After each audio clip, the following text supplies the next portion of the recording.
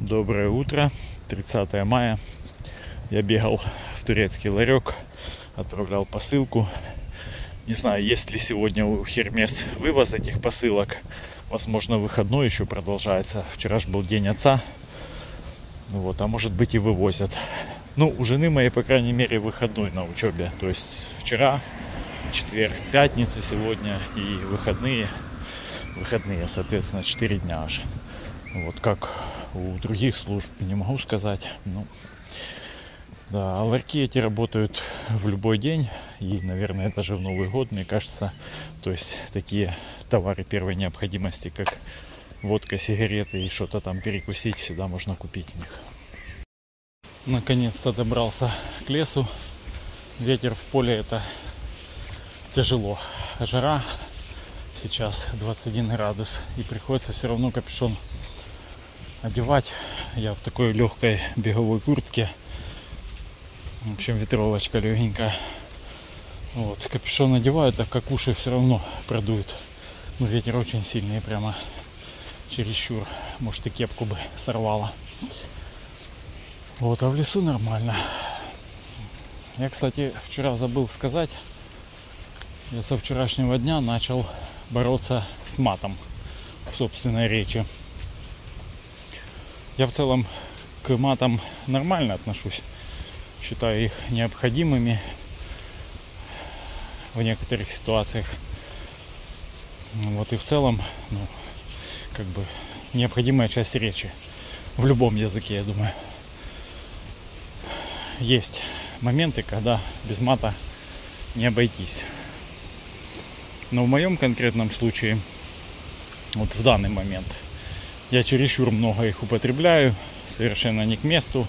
И, скажем так, слабо это дело контролирую. Дошло уже до того, что я там где-то при детях дома ругаюсь. Ну, при жене это само собой. Вот. А это как бы не совсем соответствует моим внутренним этическим нормам. Поэтому решил поставить на этом крест. Значит, у меня уже был такой период в жизни перед войной. Я полностью бросал матюкаться. Тогда я, по-моему, предлагал людям, которые услышат от меня мат, там какие-то деньги. Я тогда больше общался вне семьи, то есть со знакомыми, и пару раз там что-то я заплатил, сколько-то денег. И это очень быстро у меня из речи ушло, матюки.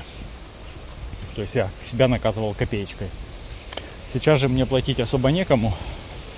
Я себя наказываю приседаниями. Вчера я начал и за каждый мат приседал по 10 раз. Это за такой полноценный мат.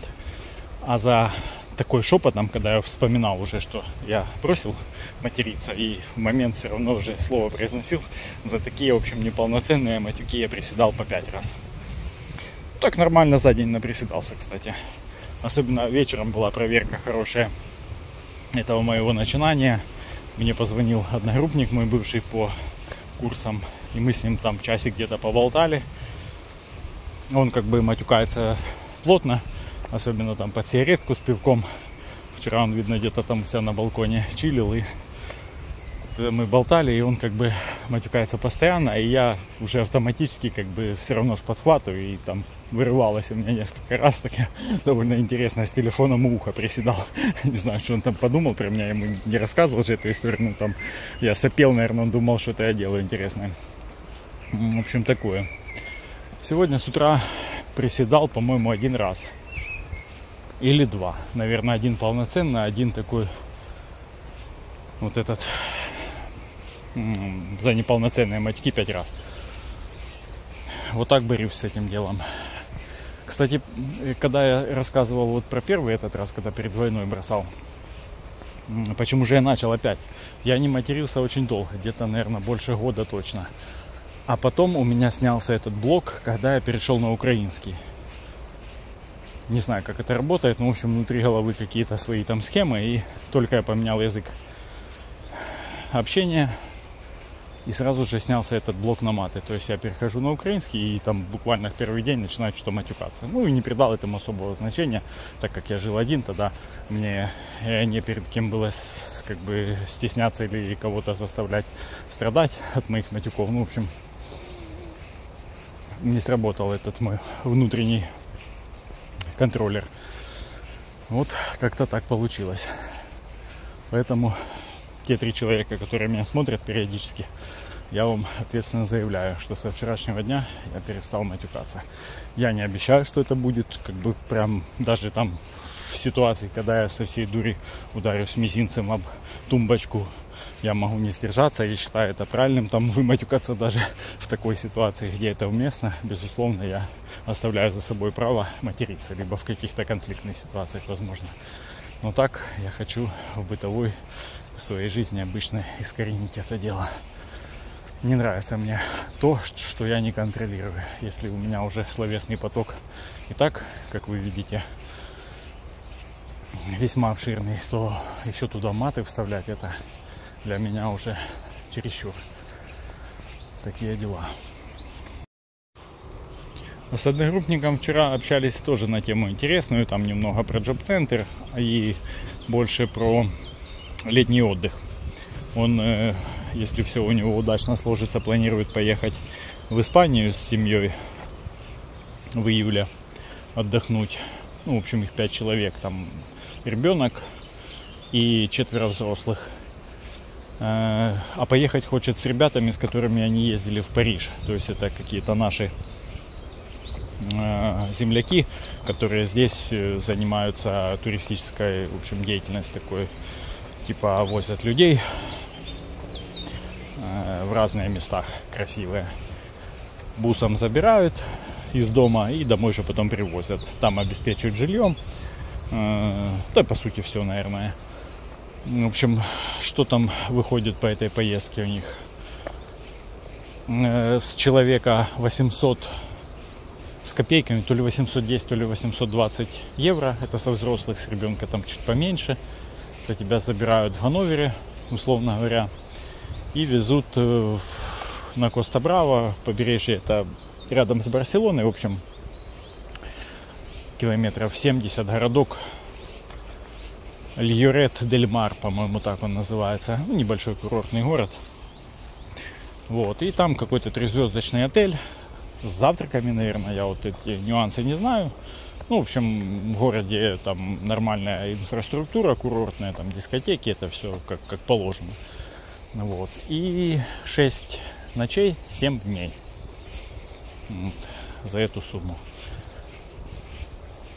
И это мы болтали, потому как я посмотрел, вот это по моим бомж-турам сравнил, да.